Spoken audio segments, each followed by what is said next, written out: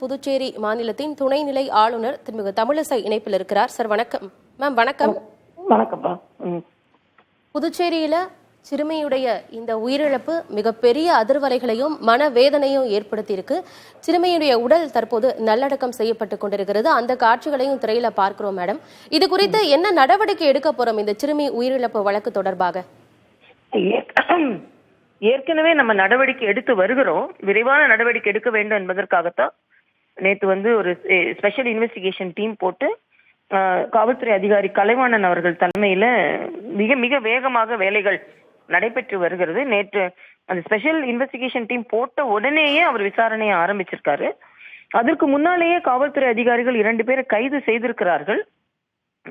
அவர்களுக்கு வேற யாராவது உதவி செய்தார்களா என்று தொடர்ந்து சந்தேகம் படும்படியான நபர்களை கூப்பிட்டு விசாரித்து வருகிறார்கள். இதுல மக்களோடு உணர்வோடு நான் நிற்கிறேன். ஏன்னா அவங்க நிக்க வச்சு சுடணும், தூக்குல போடணும் அப்படின்லாம் சொல்றாங்க. உணர்வு ரீதியாக நான் அதற்கு ஒத்துக்கொள்கிறேன். ஆனா சட்ட ரீதியாக நமக்கு போஸ்ட்மார்ட்டத்துல இந்த உடம்பு ரொம்ப அழுகிய நிலையில இருந்ததுனால அதுல டிஎன்ஏக்கு அனுப்பப்பட்டு இருக்கிறது. அதே மாதிரி குற்றவாளிகளிடமும் சில எவிடன்ஸ் கிடைக்கணும்னு நம்ம பரிசோதனைக்கு அனுப்பப்பட்டு இருக்கிறது. இதெல்லாம் மிக விரைவுபடுத்தி கேட்டு இருக்கிறோம். ஆனா சில பரிசோதனைகளுக்கு இந்த கால அவகாசம் தேவை அப்படி ஒன்று இருக்கு. அதற்காகத்தான் இப்போ நம்ம அந்த அவகாசத்துக்காக நம்ம வெயிட் பண்றோமே தவிர எங்கேயுமே காலதாமதப்படுத்தல. மிக விரைவாக அவர்களுக்கு நீதி கிடைக்க வேண்டும் என்று நம்ம பணியாற்றி கொண்டு இருக்கிறோம்.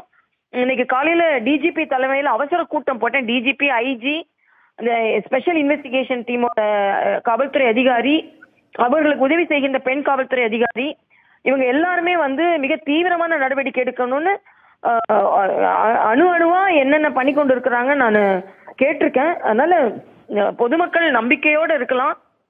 நிச்சயமாக நீதி கிடைக்கும் என்பது நான் உறுதியா சொல்றேன்.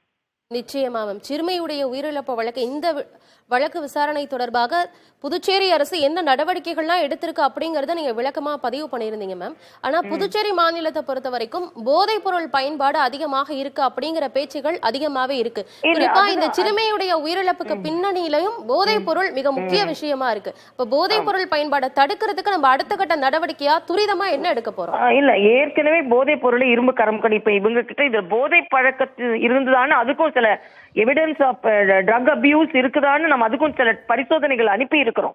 நான் ஏற்கனவே சொன்னேன், இதுல போதையில மட்டும்தான் அவன் அதை செஞ்சான்னு இல்ல. அந்த மிருகம் பாதை மாறிய மிருகங்களும் இப்பொழுது நடமாடி கொண்டு இருக்கிறது. அதனால போதை அவங்க உடம்புல இருந்ததுன்னா அதுக்கும் நம்ம டெஸ்ட் அனுப்புறோம். பட் அது மட்டுமே காரணமா இல்லாம இது மாதிரி பாதை மாறிய இளைஞர்களாலும் இது நடந்து கொண்டு இருக்கிறது. போதை பொருட்கள் மிக தீவிரமாக கட்டுப்படுத்தப்பட்டு வருகிறதுன்னு ஒரு 4 நாட்களுக்கு முன்னால் நான் ஏற்கனவே சொல்லி இருந்தேன். ஆனா இப்ப என்னன்னா, தமிழ்நாட்டுல போதை பழக்கத்திற்கு அதிகமாக நடமாட விட்டு ஒருவர் கைதாகி இருக்கிறார். அவரோட கூட்டாளிகள் இங்கே அதற்கு காரணமாக இருக்கிறார்கள் என்று நாங்க கண்டுபிடிச்சிருக்கிறோம். அவர்களுக்கு சில அரசியல் கட்சி பின்புலமாக இருக்கிறது என்பதையும் இங்க கண்டுபிடித்து கொண்டு இருக்கிறோம். ஆக அவர்கள் மீது மிக கடுமையாக நடவடிக்கை எடுப்பதற்கு அத்தனை முயற்சிகளும் மேற்கொள்ளப்பட்டு வருகிறது.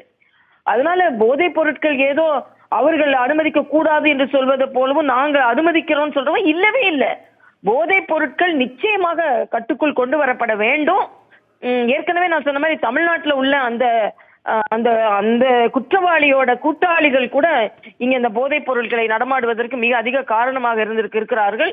அவர்கள் மீதும் கடுமையாக நடவடிக்கை எடுக்கப்பட்டு வருகிறது. அதனால மக்கள் நம்பிக்கையோடு இருக்கலாம். அதைத்தான் நான் சொல்ல முடியும். முன்னதாகவே நீங்க அந்த சிறுமியுடைய பெற்றோரை நேரடியா போய் சந்திச்சு அவங்களுக்கு ஆறுதலும் தெரிவிச்சிருந்தீங்க. இப்ப அந்த சிறுமியுடைய உடல் நல்லடக்கம் செய்யப்பட்டிருக்கு. இப்ப அடுத்த கட்டமா மீண்டும் சிறுமியுடைய பெற்றோரை சந்திக்கிறதுக்கு ஏதாவது திட்டம் இருக்கா மேடம்?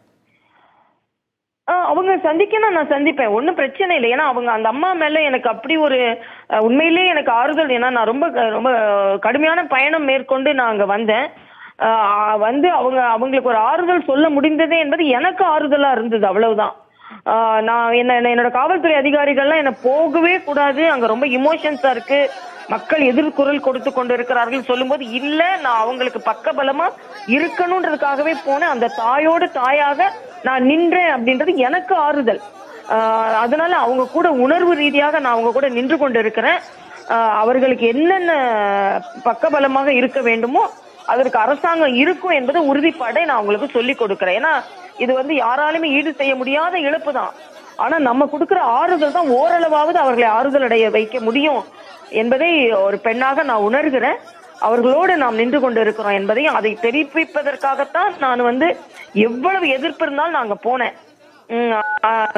போராட்டக்காரர்கள் மீது நான் நியாயம் இல்லைன்னு சொல்ல மாட்டேன். நான் அங்க இருந்தாலும் நானும் போராட்டம் தான் செஞ்சிருப்பேன். ஆனா இது எல்லாரோட கலெக்டிவ் ரெஸ்பான்சிபிலிட்டின்றதையும் நான் இங்க வலியுறுத்துறேன். இந்த குற்றச்சம்பவத்துல ஈடுபட்ட அந்த 2 நபர்களையும் தங்களிடம் ஒப்படைக்கணும், அவங்களை என்கவுண்டர் பண்ணணும் அப்படின்னு சொல்லி பொதுமக்கள் மிக பெரிய கொந்தளிப்புல இருக்கிறாங்க. போராட்டங்களையும் நாங்க இதன் பிறகு முன்னெடுக்க போகிறோம் அப்படின்னும் பொதுமக்கள் தரப்புல இருந்தே நான் கொஞ்சம் நான் இது சில அரசியல் கட்சி தலையீடு இதுல போராட்டமான ஸ்பெஷல் இன்வெஸ்டிகேஷன் டீம் போட்டாச்சு, அவங்களை கைது செய்தாச்சு. அவங்க கைது செய்தவர்கள் சட்டம் என்று ஒன்று இருக்கிறது நமக்கு. இப்ப எல்லாருக்குமே நிக்க வச்சு சுற்றலாம், நிக்க வச்சு பண்ணலாம். உணர்வு ரீதியாக நானும் அதுக்கு ஒத்துக்கொள்கிறேன். ஆனா சட்ட ரீதியாக என்னால் அதுக்கு ஒத்துக்கொள்ள முடியாது. சட்ட ரீதியாக சில எவிடன்ஸ் வேணும். அந்த டெஸ்ட்டுக்கெல்லாம் நாங்க அனுப்பி இருக்கிறோம். அதெல்லாம் வரட்டும். விரைவு நீதிமன்றமும் அதோட பணியை செய்யும். அந்த நேரத்துல நம்மளுக்கு உறுதி செய்யப்பட்டு நிச்சயமாக அவர்களுக்கு கடுமையான உச்சபட்ச தண்டனை கொடுக்கப்படும் என்பதுதான். ஆனா இது மாதிரி போராட்டங்கள் செய்யும்போது மற்ற குழந்தைகளுக்கும் மற்றவர்களுக்கும் இது இடையூறாக இருக்கிறது என்பதையும் நாம புரிந்து கொள்ள வேண்டும். ஏன்னா நடவடிக்கை எடுக்கலன்னா நடவடிக்கை எடுங்கன்னு ஆர்ப்பாட்டம் பண்ணலாம். ஆனா நடவடிக்கை எல்லாம் எடுத்துக்கொண்டு வரும்பொழுது அது மற்றவர்களுக்கு சிரமத்தை தரக்கூடாது என்ற எண்ணத்தையும் நாம கொள்ளணும்ன்றது எனது தாழ்மையான கருத்து. இந்த குற்றவாளிகள் மீது சட்ட ரீதியாக நிச்சயமாக நடவடிக்கை எடுக்கப்படும். அதே போல சிறுமியை இழந்து தவிக்கும் பெற்றோருக்கும் மாநில அரசு உறுதியாக நிற்கும் அப்படின்ற கருத்துக்களையும் இணைப்பில் பகிர்ந்து கொண்டிருக்கீங்க. நன்றி திருமிகு தமிழிசை சவுந்தரராஜன்.